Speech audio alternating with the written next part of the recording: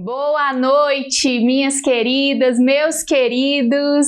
Muito feliz e animada para a nossa aula. Quem aí está animado para o que Deus vai fazer essa noite? Me manda aqui no chat, gente, eu quero saber de onde vocês são, quais são as expectativas para a aula de hoje, antes da gente começar.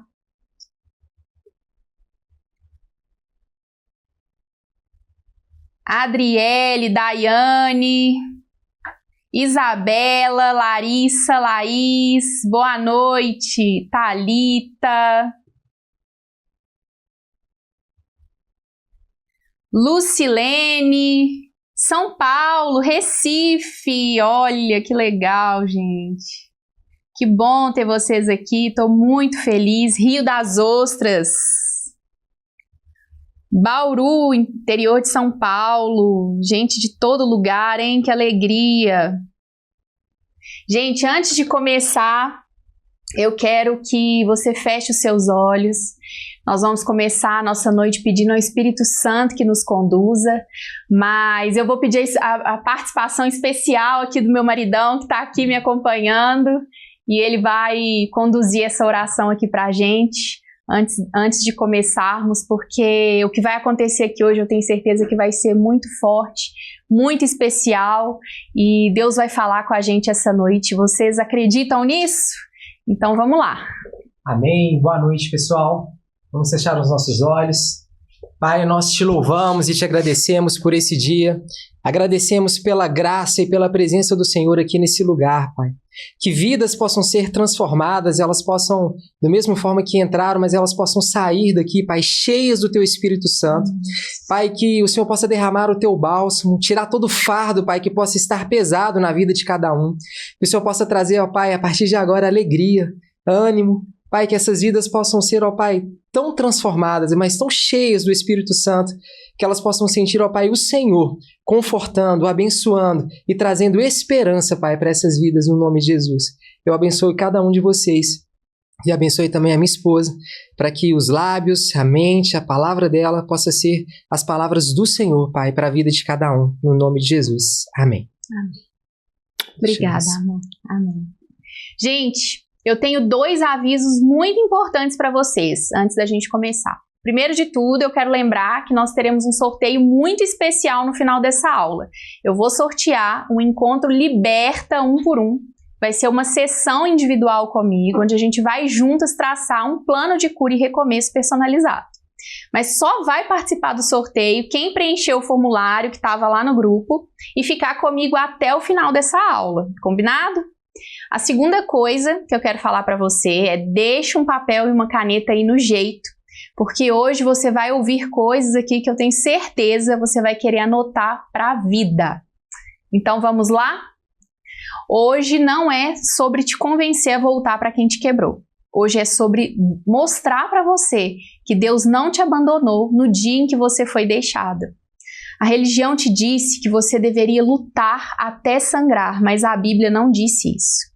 Deus odeia o divórcio? Sim, mas Ele também odeia, e odeia ainda mais, a injustiça. E esse encontro é para você que está cansada de carregar uma culpa que não é sua, que tenta seguir em frente, mas se sente presa, que até pensa em recomeçar, mas morre de medo de estar pecando. E até o final dessa aula, eu vou te mostrar o que a Bíblia realmente diz sobre o divórcio em caso de adultério e de abandono. E te provar que você pode sim viver em paz, recomeçar e até mesmo se casar de novo sem medo de desagradar a Deus. Você não está aqui por acaso. Talvez você se sinta como se tivesse destruído a sua chance de ser feliz. Talvez você pense que Deus te abandonou porque você assinou um papel. Ou talvez você tenha medo de recomeçar e ser chamada de adúltera. Mas hoje eu vou te mostrar que isso é mentira. E mais, que é possível sim ter paz, viver um novo amor e continuar debaixo da bênção. Antes de começar o conteúdo, eu vou abrir para vocês com um pouquinho mais de detalhe um pouco da minha história. Eu me casei aos 20 anos com meu primeiro namorado. Eu casei na igreja, tudo certinho, como manda o figurino. Eu não sei se vocês já acompanharam a minha história lá no Instagram, mas hoje eu vou contar para vocês um pouquinho mais de como foi que aconteceu. Alguns anos depois que eu me casei, as máscaras caíram e começaram a surgir os problemas: alcoolismo, drogas, pornografia, outras mulheres, e eu lutei, porque eu acreditava que era o meu papel como mulher sábia de Deus, que o casamento era indissolúvel e que eu devia resgatar o meu marido. Até que um dia ele saiu para trabalhar e não voltou mais, sem aviso, sem explicação, sem resposta, e eu fiquei sem notícia, apavorada. Ele só deu sinal de vida no dia seguinte, mas não voltou, nem para casa, nem para mim. E foi aí que minha luta começou de verdade. Eu descobri que ele já estava com outra mulher, vivendo como se fosse solteiro. E eu, banca na casa, o carro e até o dízimo dele. Quem está aqui hoje na aula acompanhou a história do dízimo que eu contei lá no Instagram? Vocês acompanharam essa história? Deixa eu ver aqui. Não? Eu vou contar rapidinho então para vocês. Quando ele saiu de casa, né, e eu comecei essa luta de querer restaurar o casamento, eu procurei ministérios, né, de restauração, e foi aí que eu descobri essa mentira, né, que eu deveria lutar a qualquer preço, eu deveria sangrar. E aí um pastor que eu encontrei, ele me disse: olha, vocês são uma só carne, então se ele está em pecado, você também está pecando. E se ele está pecando, Deus não vai restaurar o casamento de vocês. Então a primeira coisa que você deve fazer é passar a dar o seu dízimo e o dízimo dele. Porque se vocês estiverem roubando de Deus, Deus não vai restaurar essa relação. Essa foi uma das mentiras que eu caí.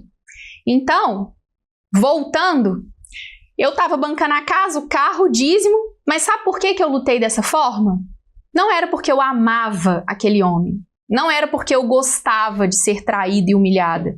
Era porque me disseram: Deus odeia o divórcio. E que se ele estivesse vivo, eu estaria ligada a ele para sempre. Mas me disseram que eu estaria em adultério se eu quisesse recomeçar. E eu me humilhei, eu fui atrás, eu ofereci perdão. Mas ele não quis ser perdoado. Ele não estava arrependido. E o meu casamento não foi restaurado, e glória a Deus por isso. Mas eu carreguei culpa, revolta e ainda tentava me manter firme na fé. Até que eu perguntei: Deus, se o Senhor só precisa de um para restaurar, e eu tô aqui sangrando, por que não restaura logo? Por que me deixa nessa tortura? Anos depois, longe da presença do Senhor, eu fui atrás da palavra. Eu achei que aquilo não estava certo. E eu descobri que estavam me ensinando errado. Não era Deus que queria me manter presa. Era a doutrina que era distorcida. Era a dependência emocional. Era o medo de me libertar. E aí eu conheci o verdadeiro Deus. Um Deus de justiça, de amor, que não me condenava, que não me mandou lutar por quem tinha quebrado a aliança. E eu me reconciliei com ele, com Cristo. E de presente, eu conheci o meu maridão, que está aqui, que vocês viram. E se eu tivesse escutado isso antes, teria evitado anos de sofrimento. E é por isso que eu tô aqui hoje, para ser para você a voz que eu precisei lá atrás e não tive. Porque ninguém vê quando a gente vai para a igreja e se sente um erro ambulante. Quando parece que todas ao seu redor têm uma família feliz e você é a falha que Deus esqueceu. Ninguém vê quando você dorme chorando, pedindo a Deus uma resposta, mas só encontra julgamento, até na pregação.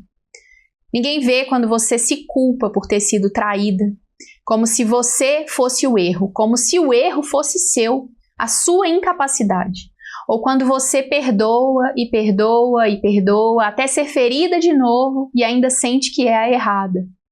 Gente, uma mentorada minha estava há 4 anos separada, mas não se permitia tirar a aliança. Por quê? Porque ela ouvia na igreja que o lugar dela era de volta ao lar, mesmo que esse lar já tivesse quebrado por dentro. Alguém aqui está se identificando? Alguém passou por isso?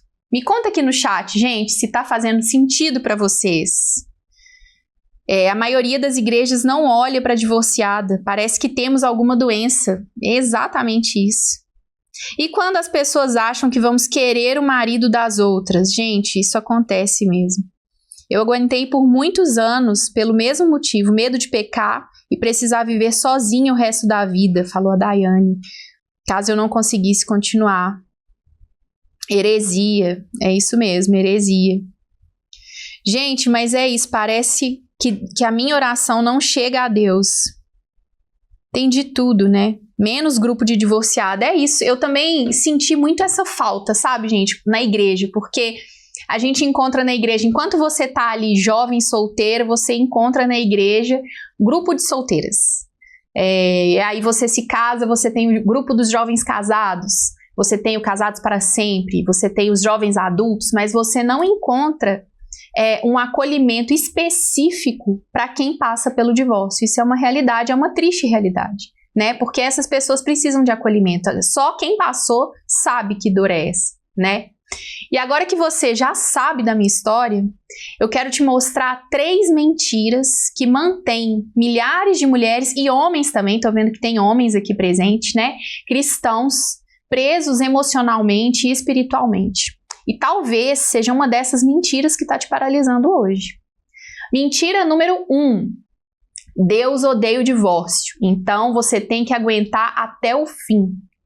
Sim, a Bíblia diz que Deus odeia o divórcio. Ou melhor, Deus odeia o repúdio, como diz lá em Malaquias 2,16. Mas eu não vou aprofundar muito nessa diferença aqui entre o repúdio e o divórcio, porque eu precisaria de muito mais tempo com vocês. Mas deixa eu te perguntar, você sabe por que Deus odeia o divórcio? É porque Ele odeia o que o divórcio causa, a injustiça, o abandono, a destruição de famílias, a dor, a quebra de aliança. Só que a mesma Bíblia que condena o divórcio por qualquer motivo, ela também mostra que existem exceções. Em Mateus 19,9, Jesus diz, exceto por imoralidade sexual. E em 1 Coríntios 7,15, Paulo completa, se o descrente quiser se separar, que se separe. Deus nos chamou para viver em paz, ou seja, quando há traição ou abandono, há causa legítima para o divórcio. E Jesus não disse isso por acaso. Ele conhecia a realidade da dor, ele conhecia a realidade do pecado, ele sabia da dureza do coração de quem escolhe o pecado e não se arrepende. O casamento ele foi instituído por Deus e só Deus tem autoridade para definir as bases dessa dissolução, e ele definiu a infidelidade e o abandono. E eu quero deixar uma coisa clara aqui, que eu não sou defensora do divórcio, eu sou defensora da família, eu sou defensora da aliança.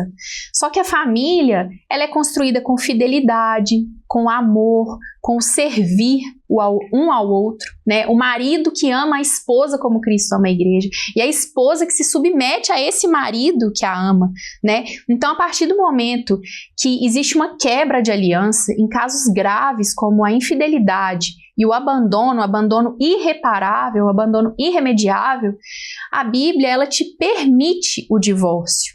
Não é que eu tô aqui defendendo, você tem que se divorciar, não é isso. Se for possível a restauração, que restaure. Mas a restauração, ela precisa de arrependimento e ela precisa de perdão, e nem sempre isso acontece. E muitas vezes a gente escuta muito falar, né, que a dureza de coração é de quem não consegue perdoar. Mas a dureza de coração, a maioria das vezes, é de quem peca. A maioria das vezes é de quem escolhe a traição, é de quem escolhe o abandono. E aí você vai fazer o quê? Colocar uma faca no pescoço dele e falar, volta. Volta porque o casamento é até que a morte nos separe. Não tem como, né? Mentira número 2. Se você casar de novo, vai viver em adultério eterno. Essa é uma das mentiras que mais aprisiona emocionalmente. A pessoa já foi traída, já foi abandonada, já foi humilhada e ainda acredita que se recomeçar, vai viver em pecado até o resto da vida? É como se a mulher tivesse sobrevivido a um naufrágio. E quando ela finalmente encontra uma terra firme, falam para ela que ela tem que voltar nadando para o barco que afundou. Mas Deus não chama ninguém para voltar para o lugar que te matou por dentro. A Bíblia diz, lá em 1 Coríntios 7,15, o irmão ou a irmã não fica sujeito à servidão. Deus nos chamou para viver em paz. Você sabe o que significa esse não estar sujeito à servidão? Tem muita gente que fala, né? Eu já ouvi falar muito ali, até lá no Instagram, esse não estar sujeito à servidão você não tem mais que servir, né, como dona de casa, você não tem mais que lavar a roupa do seu marido, você não tem mais que, ou o homem, não tem mais que pagar as contas da casa. Gente, pelo amor de Deus, isso é muito bobo, né, assim, para teologia, para a Bíblia ter que constar lá. Esse sujeito à servidão, se você ler todo o capítulo 7 de 1 Coríntios, você vai entender que lá no início Paulo está falando, né, que você não pode se divorciar, mas se por acaso se separar, que você se reconcilie. E isso não é contraditório com o versículo 15. Quando ele fala que se reconcilia, ele está tratando o quê? De um divórcio por qualquer motivo. Eu não gosto mais dele. Agora nós somos só amigos. Eu perdi o desejo. Entendeu? O divórcio por incompatibilidade de gênios. Ele fica deixando a toalha molhada na cama, não suporto mais isso. Gente, o divórcio por qualquer motivo, ele não é aceito pela Bíblia. Então, lá no início do capítulo, Paulo está falando, né, sobre o vínculo matrimonial, sobre você estar ligado ao seu marido e à sua esposa. E aí, quando chega no versículo 15, Paulo explica que se o cônjuge descrente, e quando ele fala o descrente, por quê? Porque é uma pessoa que não está vivendo debaixo dos princípios bíblicos, uma pessoa que não serve ao Senhor. E muitas vezes essa pessoa se diz crente, mas ela não é de verdade. Então, o descrente, ele decide abandonar o casamento, que você deixe ir. E você não está mais sujeito à servidão, ou seja, não está mais preso à aliança. Não tem mais o vínculo conjugal. Então, quando há infidelidade ou abandono, a aliança foi rompida. A parte inocente está livre para reconstruir a sua vida. Como diz a Confissão de Westminster, a parte inocente pode se divorciar e depois disso casar-se com outra como se a parte infiel estivesse morta. Ou seja, o segundo casamento, quando existe base bíblica, não é adultério. Ele é um recomeço com bênção. Vocês estão acompanhando até aqui? Tá dando para entender o que eu tô falando? Deixa eu dar uma olhada aqui. Queria viver um relacionamento aberto. Claro, é imoralidade sexual, óbvio. Falta de amor e admiração. Me traiu 12 anos. Claro, estamos entendendo, sim. Então vamos continuar. Mentira 3. Deus só precisa de um para restaurar. Essa frase é bonita demais e ela é famosa. Vocês já ouviram ela? Já devem ter visto, né, em algum lugar nas redes sociais, porque eu, pelo menos, vejo essa frase todos os dias. Mas ela é uma porta aberta para a prisão. A gente ouve: se a mulher orar, jejuar, tiver fé, Deus vai restaurar. Mas deixa eu te perguntar, como que Deus vai restaurar uma aliança que a outra parte destruiu, traiu, abandonou, rejeitou a Deus? Você acha que é a sua responsabilidade fazer dar certo sozinho? Eu acreditei nisso com todas as minhas forças. Gente, no versículo 16 de 1 Coríntios 7, versículo 16, Paulo ainda fala que como saberá a mulher se vai salvar o seu marido? Como o marido vai saber se ele vai salvar a sua mulher? A salvação, ela é individual. Ela é sua com Deus. Ela é do seu marido com Deus. Então não existe isso de basta um para o casamento dar certo. Basta você orar, basta você buscar, basta você sangrar que o seu marido vai voltar. Porque se fosse assim, não existiria divórcio. Se fosse assim, não existiria traição. Se fosse assim, nem mesmo existiria o inferno, porque as pessoas estariam salvas através da oração do outro. Quem somos nós para salvar alguém? Mas eu acreditei nisso com todas as minhas forças. E sabe o que isso me gerou? Revolta. Eu comecei a pensar: Deus, o que mais o Senhor quer de mim? Se o Senhor só precisa de um e eu estou aqui, então por que não restaurou? Por que está me punindo dessa forma? Isso foi me consumindo por dentro. Eu me afastei, eu me desviei, porque eu comecei a achar que Deus era um sádico, que ele estava me testando para ver o quanto eu aguentava sangrar. Mas primeiro, Deus é soberano. Ele não precisa de ninguém para fazer nada. E ele também não violenta vontades. Se fosse assim, não existiria pecado no mundo, né? Como eu disse. Bastava Deus impedir e pronto. Mas não, Deus não trabalha, gente, com mandinga para amarrar o amor. Ele não tem pacto com traga o seu amor de volta em 3 dias. Esse não é o nosso Deus. Ele permite escolhas, mas ele cobra as consequências. E as consequências do pecado são para quem peca. Quantas mulheres e homens lutaram por anos, oraram, clamaram e o casamento não foi restaurado? Então me diz, a culpa é de Deus? Claro que não. Não era Deus que estava me deixando sofrer, não é Deus que está te deixando sofrer. Foi o que te ensinaram sobre Deus. Foi quando eu entendi isso que a minha fé começou a ser restaurada. Porque existe uma diferença entre o Deus da Bíblia e o Deus da religião distorcida. O Deus da Bíblia, ele não prende, ele liberta. A Bíblia chama o casamento de aliança, e uma aliança quebrada unilateralmente deixa a parte inocente livre, e Deus é justo. Ele não te obriga a esperar por quem já foi. Ele não te condena por seguir em paz. Deus nunca foi um opressor. Deus é justo. Ele vê a sua dor, ele se importa. Eu acreditei nessas 3 mentiras por muito tempo e eu quase perdi a minha fé por causa disso. Mas quando eu fui buscar a verdade na palavra, eu descobri que Deus não queria me manter presa.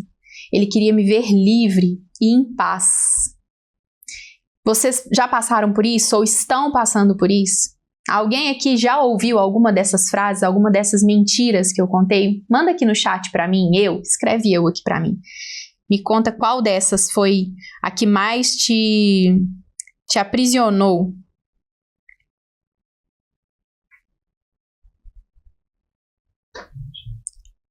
Gente. Sempre tem, né? Deus tem o poder de restaurar, é claro, ele tem sim o poder, ele tem o poder de todas as coisas, mas o casamento, assim como não foi Deus que te amarrou no seu marido e te levou para a igreja, não foi ele que catou alguém e uniu a você, foi você que escolheu e ele te deu liberdade para isso, também ele dá liberdade, né, para a pessoa que quer sair, ele dá a liberdade para a pessoa que deseja romper a aliança, não apenas no casamento, mas no relacionamento com ele, porque se não fosse assim, é como eu disse, não haveria ninguém no inferno. Mas a salvação não é para todos. Marido pastor, pois é. Gente, até aqui eu te mostrei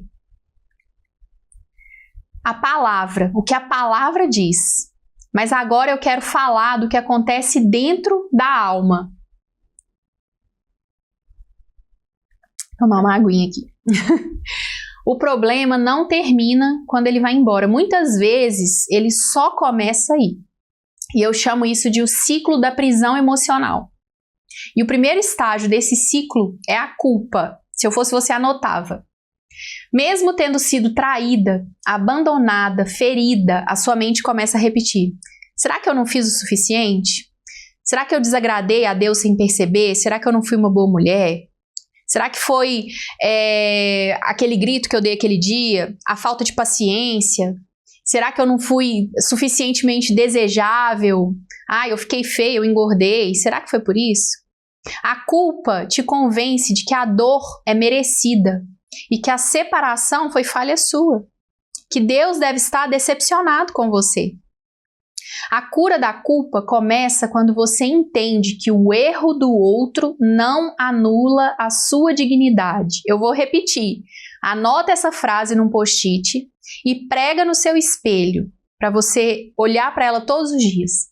O erro do outro não anula a minha dignidade. Eu vou falar de novo. O erro do outro não anula a minha dignidade. Coloca isso na sua cabeça.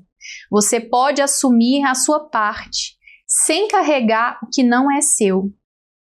E depois da culpa, vem o medo. O medo de estar em adultério sem saber. O medo de querer recomeçar e errar de novo. O medo do que o julgamento das pessoas seja o reflexo do que Deus também pensa. É um medo que paralisa a fé, que faz você viver em alerta o tempo todo, sem paz. E a cura disso começa com o entendimento, começa com conhecer a palavra. E o conhecer a palavra gera segurança, e a segurança traz paz. A cura do medo vem de você resgatar a sua identidade em Cristo. Você saber quem você é, você reconhecer o seu valor. E com a culpa e o medo juntos, vem a paralisia. Você até quer seguir em frente, mas algo te trava. Os dias passam, mas por dentro está tudo parado. Sabe aquela sensação de estar viva por fora e desligada por dentro? É a alma exausta, sem direção. A cura aqui é ação com direção, um passo de cada vez. Pequenos avanços com consciência e com propósito, para não só sobreviver, mas realmente recomeçar. E aí vem a solidão camuflada. Ninguém entende o que eu estou sentindo. Você posta, trabalha, cuida da casa, sorri na igreja, mas por dentro sente que ninguém te vê de verdade. Mas como explicar uma dor que nem você mesmo entende direito? Como contar que você ainda sente um vazio, mesmo depois de anos? A cura aqui é conexão de verdade. É caminhar com quem já passou pelo mesmo que você está passando. Gente que não vai te julgar, mas que vai te entender. E por fim, nesse ciclo da prisão, é o auto-julgamento.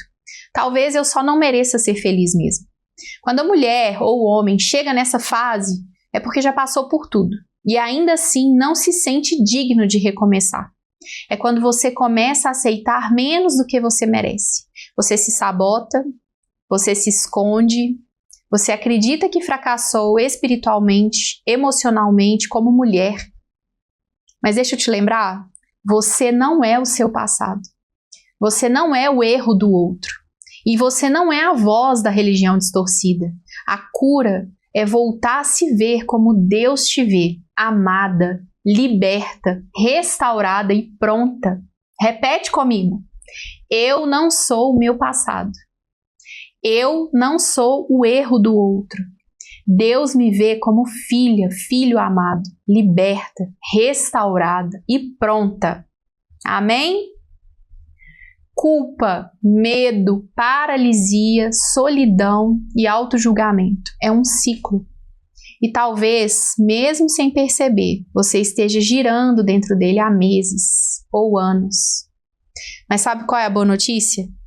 Esse ciclo pode ser rompido com verdade, com direção, com uma jornada de dentro para fora. Vocês estão acompanhando? Fez sentido para vocês? Deixa eu acompanhar aqui o que vocês estão falando aqui. Exatamente isso que eu sinto, culpa de que eu fiz algo que causou a traição, consequentemente a separação. Não, você não fez. Olha, essa questão da traição, então, a gente se sente super culpada mesmo, né? Porque você pensa, o que eu não tenho que ele foi procurar em outra? E a gente escuta muito isso. O homem não encontra em casa, ele vai procurar na rua, né? Tenho certeza que vocês já ouviram essa frase. Mas traição, gente, é caráter. É falha de caráter. Porque a pessoa, você pode até ter errado. O casamento, ele é construído a dois. E os dois erram e os dois acertam. Isso dentro de um relacionamento saudável e normal. É óbvio que você errou como esposa. É óbvio que você errou como marido. Mas existem erros que são cotidianos, né? Que são ali do ser humano. E existem falhas de caráter. E a traição é uma falha de caráter. Entendeu? Eu vou dar um exemplo aqui meio...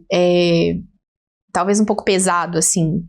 meio extremo, mas só para entender.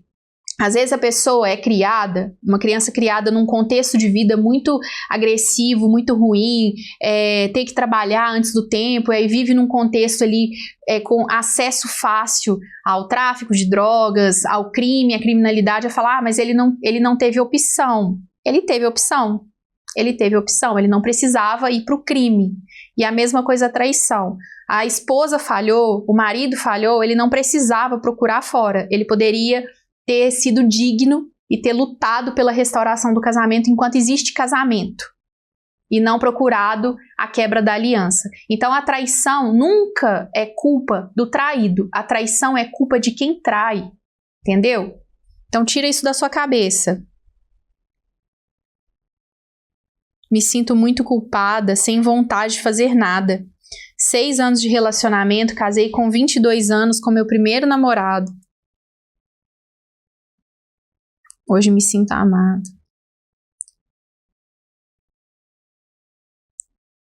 Três meses tentando convencê-lo de voltar, mas sem sucesso.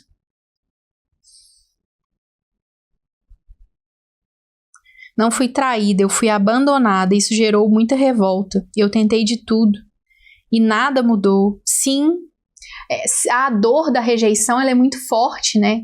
Porque você ainda fica tentando entender. Se não tinha uma outra pessoa, por que ele foi embora? Se ele foi embora é porque eu fiz alguma coisa, né? Mas é a mesma coisa, gente. A pessoa que escolhe abandonar a aliança, o compromisso, porque o casamento, o amor que está lá na Bíblia, ele não é um sentimento, simplesmente. Ele é um compromisso. Se ele fosse um sentimento, algo que você, eu vou permanecer enquanto eu estiver apaixonada, enquanto eu sentir algo aqui por você, você não teria condições de se comprometer, de falar que estará junto na alegria, na doença, na saúde, na tristeza. Você não poderia se comprometer, é um contrato, é uma aliança. Então, a pessoa que resolveu abandonar a aliança é também uma falha de caráter. Ela não foi íntegra o suficiente para cumprir aquilo que ela prometeu. Procurar mulheres na internet é considerado traição? Claro! Claro que é traição. Com toda certeza. O homem, o desejo dele é para sua esposa e o desejo da esposa é para o marido. Se você procura outra mulher, se você procura outro homem fora do casamento, ainda que seja virtualmente, você está traindo. E a traição ela já não começa de cara ali na cama, não. A traição começa na conversa, é no olhar, é no desejo. Tanto é que na Bíblia mesmo diz, lá em Mateus 5, 28, amor, 38? Agora eu estou na dúvida aqui o versículo exato, acho que é 28, que fala que qualquer um que olha para outra mulher com o desejo já cometeu adultério no seu coração. Deus pode restaurar, mas eu não quero. Gente, e é isso, eu acho que tanto eu quanto vocês, né, a gente compartilha, né? Hoje, graças a Deus, eu não compartilho dessa dor, mas foram anos mesmo. Foram anos tentando entender o que eu podia e o que eu não podia, tentando entender que Deus é esse, tentando resgatar a minha identidade, o meu amor próprio, o meu valor, tentando entender quem eu era depois daquilo tudo, depois do abandono, depois da rejeição, depois da traição. E finalmente, quando eu encontrei a verdade na palavra, quando eu entendi quem é Deus para mim, quando eu entendi o que a Bíblia realmente diz sobre o divórcio, sobre o novo casamento, quando eu me reconectei com Cristo, eu consegui me reerguer. E foi aí que eu saí, né, desse sufoco, desse ciclo de prisão emocional. E depois de tudo isso e de ver o quanto a igreja é falha, o quanto a gente tem dificuldade de encontrar uma resposta e um caminho, porque se você procura na igreja, você às vezes não encontra o acolhimento que você precisa.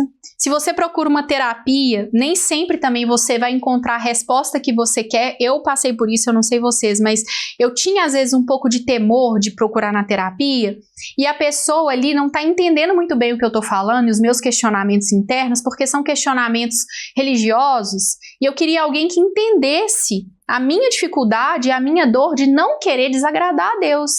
Então, assim, depois de vivenciar tudo isso e de me reconectar com Cristo e hoje tá restaurada, foi por isso que eu criei a Liberta. Porque eu sei o caminho, porque eu vivi tudo isso. E hoje eu ensino homens e mulheres como vocês a saírem da dor para uma vida com paz, com identidade restaurada, com recomeço, com propósito. Se esse ciclo da alma descreveu exatamente onde você está, imagina como seria acordar leve de novo, dormir em paz, orar sem culpa, sentir que a sua vida está começando de verdade. Imagina agora ter alguém para te guiar nisso. E eu tenho um convite para te fazer, um convite para uma jornada real de cura, de libertação, de recomeço. Foi por isso que eu criei a Liberta. É uma mentoria de 3 meses para pessoas cristãs que foram traídas, abandonadas e ainda carregam a culpa, o medo e a dor que a religião não soube tratar. O que é que você vai viver dentro da Liberta? São 6 encontros online, ao vivo e comigo. Não é um curso gravado, frio, seco. É uma mentoria, direção, olho no olho. É um encontro mais intimista, com poucas pessoas, com conversa, tirando dúvida, tendo acesso, desabafando. Você vai ter acesso direto a mim no WhatsApp, com acompanhamento personalizado, porque cada história tem as suas próprias feridas. E tudo isso dentro de um ambiente com outras pessoas que passaram pela mesma dor. Ou seja, é uma cura em grupo com acolhimento individual. E isso é tão bom, né? Eu acho que a gente experimentou um pouco disso aqui agora na aula, através do chat. Eu tô vendo que vocês estão trocando uma ideia aqui, né? Compartilhando as suas experiências, as suas dores. E um tem para acrescentar do outro, né? Para falar da dor do outro, para compartilhar a experiência, né? Para às vezes tirar dúvidas que você não tem. Então, a intenção aqui da Liberta é exatamente isso. A cura em grupo com um acolhimento individual. Cada encontro é construído para quebrar uma corrente emocional dessas que nós falamos aqui e algumas outras que eu não tratei. Não é só falar dos sentimentos, é mergulhar em fundamentos bíblicos, princípios emocionais e ferramentas práticas que eu mesma usei na minha reconstrução. A gente começa por entender a dor, depois ressignifica a culpa, vence o medo, destrava a identidade e termina com um plano de recomeço com propósito. E tem mais! Ao longo da jornada, você vai receber devocionais e reflexões direto no seu WhatsApp. Palavra, presença, direção. E sim, nós teremos aulas bônus surpresa com outros profissionais preparados para responder dúvidas profundas sobre o divórcio, recomeço e fé. Eu não posso revelar ainda quais serão essas aulas, mas eu posso te prometer uma coisa: elas vão te marcar para sempre. E eu tenho um presente exclusivo, presta atenção, para as 5 primeiras que se inscreverem. Além da mentoria, claro, vocês vão ganhar as 5 primeiras que se inscreverem. Um encontro individual comigo, mais um plano de ação estratégico para acelerar ainda mais esse processo de cura e recomeço. Ou seja, a mentoria em grupo com um toque de 1 por 1 e com um plano personalizado. Se eu fosse te cobrar o que essa jornada representa, pelo tempo, pelo acesso, pelas aulas, os bônus, o suporte espiritual e emocional, isso aqui custaria fácil uns R$6.000. Só que não vai ser isso. Para essa primeira turma, a turma de fundadoras, eu vou oferecer algo absurdo que não vai se repetir em outras oportunidades.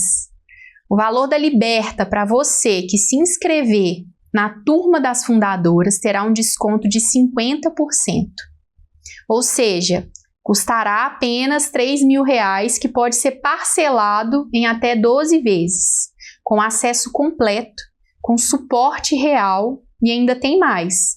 Se em até 7 dias do nosso primeiro encontro você sentir que a Liberta não é para você, que não fez sentido para você, que não é isso que você esperava, eu te devolvo todo o valor, sem enrolação e sem ressentimento.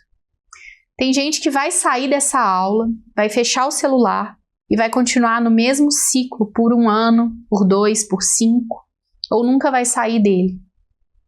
Mas tem mulher que vai olhar hoje para tudo que viveu e ouviu e vai entender que não tem mais por que esperar. Vai entender que é necessário, que esse valor perto da dor que você vai deixar para trás não é nada. E mais, que ficar de fora vai te custar muito mais. Eu sei que essa aula mexeu com você,